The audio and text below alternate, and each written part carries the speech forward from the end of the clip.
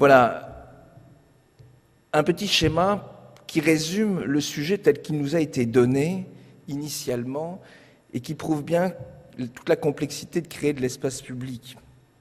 Quand on essaye de gérer toutes les contraintes séparément.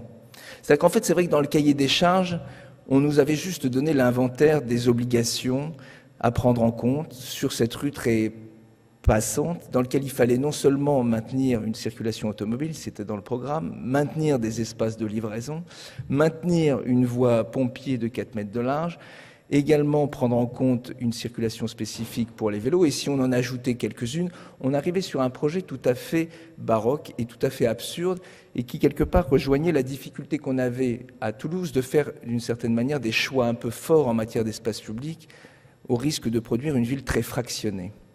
Et de fait, les solutions s'étaient accumulées sans qu'on trouve finalement de dispositifs, même provisoires, qui puissent fonctionner et quelque part créer en effet l'événement que les élus souhaitaient sur cet aménagement. Donc, notre solution, la manière dont on a posé le projet, c'était de dire, on n'est pas là pour faire un projet définitif, mais on a 3 options. Soit on faisait en effet juste un vrai provisoire, on posait quelques plots en plastique, soit on était dans des solutions totalement hybrides, soit on essayait d'utiliser ce provisoire pour créer une sorte d'événement, et ça rejoint notre préoccupation et la manière dont on a posé le sujet. En effet, on s'est dit, si on doit intervenir, au moins essayons que ce provisoire serve à quelque chose, et donc l'idée a été de créer un geste relativement fort qui permette ensuite d'ouvrir le débat.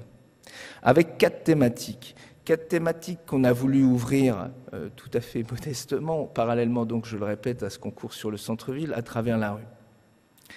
En fait, on a essayé de prendre le problème à l'envers et de se dire finalement sur Toulouse, qu'est-ce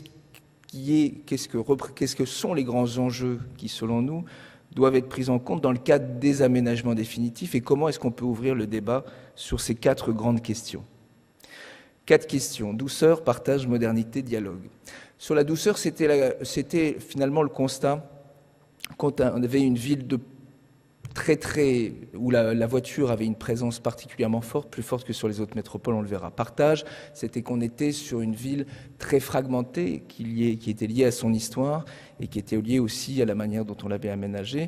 Modernité, c'était interroger le type d'aménagement qu'on pouvait produire aujourd'hui et qu'on pouvait produire demain. Et dialogue, c'était de dire, est-ce qu'on ne peut pas donner à la rue un espace d'exposition, comme on va le voir plus tard. Donc sur le premier thème, on avait fait différentes propositions.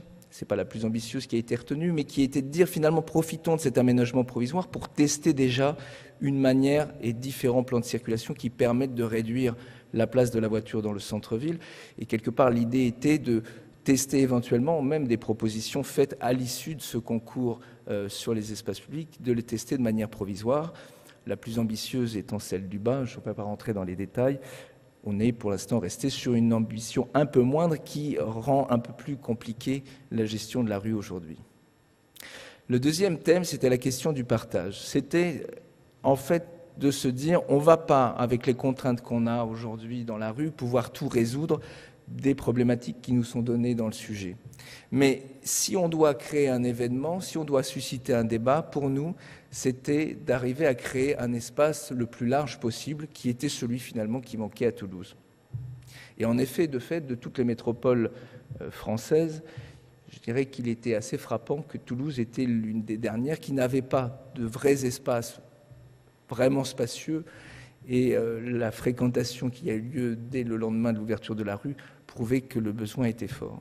D'où une proposition, parmi les différentes qui ont été faites, qui avait été visée et qui était aussi la plus facile à réaliser, qui était de créer un immense trottoir asymétrique, et enfin un immense dans la limite de nos 15 mètres de large, et de proposer comme cela quelque chose qui avait un effet spatial relativement spectaculaire. Le deuxième élément dans cette question du partage, c'était d'essayer de supprimer tout ce qui était de l'ordre de la signalétique routière, du mobilier, de tous ces éléments qu'on avait pris l'habitude ou qu'on avait oublié de voir, qui segmentaient de plus en plus l'espace physique et l'espace visuel à Toulouse. Ce qui nous a aussi préoccupés, c'était d'arriver à répondre à la question de la rue elle-même. Comment est-ce qu'on gérait cette question de cet axe très étroit, finalement un peu difficile en lui-même parce qu'il était quelque part, comme je le disais, dans l'analyse des enjeux, un espace inabouti. Et ce qui nous a paru essentiel, c'était qu'il fallait faire avec. En effet, certaines propositions visaient à couper la rue en deux au niveau du square. Ce qui nous paraissait par contre important, c'était justement d'en préserver la cohérence. C'est pas parce que quelque part on avait fait souffrir le tissu urbain en 1870 qu'il fallait revenir en arrière. Cette voie était désormais un élément du patrimoine de la ville. Il fallait en garder cette cohérence dans sa linéarité, et en même temps, c'est ce que montre la deuxième image, essayer de lui donner un peu plus de richesse et plus de vie en marquant ces séquences d'entrée des Augustins, séquences centrales avec le square et séquences avec l'extrémité côté Jeanne d'Arc. Et enfin, de créer quelques points singuliers pour rompre la monotonie du parcours. Le quatrième point, c'était essayer de susciter une sorte d'interrogation sur l'espace public et la manière dont on le produit à Toulouse. Il était bien sûr pas du tout dans notre intention de dire que la rue de demain à Toulouse devait être une rue peinte. Je crois que là-dessus, il y a eu certains malentendus. Notre idée était plutôt de dire on a une contrainte technique qui est d'arriver à produire un espace le plus homogène possible et le plus rapidement possible sans changer les seuils, puisque ça faisait partie des éléments techniques à respecter. La seule technique possible, c'était de peindre la rue. De cette contrainte technique, on s'est dit finalement, ça peut être aussi l'occasion d'avoir une intervention qui fait sens, d'une certaine manière, comme Christo emballe le Pont Neuf pour qu'on fasse attention au Pont Neuf. Notre idée, ça a été celle-là, ça a été de dire on va peindre la rue pour que quelque part, on s'interroge sur qu'est-ce qu'il y a sous cette rue et qu'on se pose la question de quel espace public on veut demain grâce à cet élément. Et la deuxième chose qu'on s'est dit aussi, c'est puisqu'on peint, pourquoi on ne raconterait pas des choses à travers ces interventions graphiques, d'où un travail sur les lignes et les bandes que vous avez pu constater pour ceux qui ont visité la rue, qui fait référence bien sûr à des travaux graphiques d'illustres peintres, mais surtout qui nous permettent d'illustrer deux choses.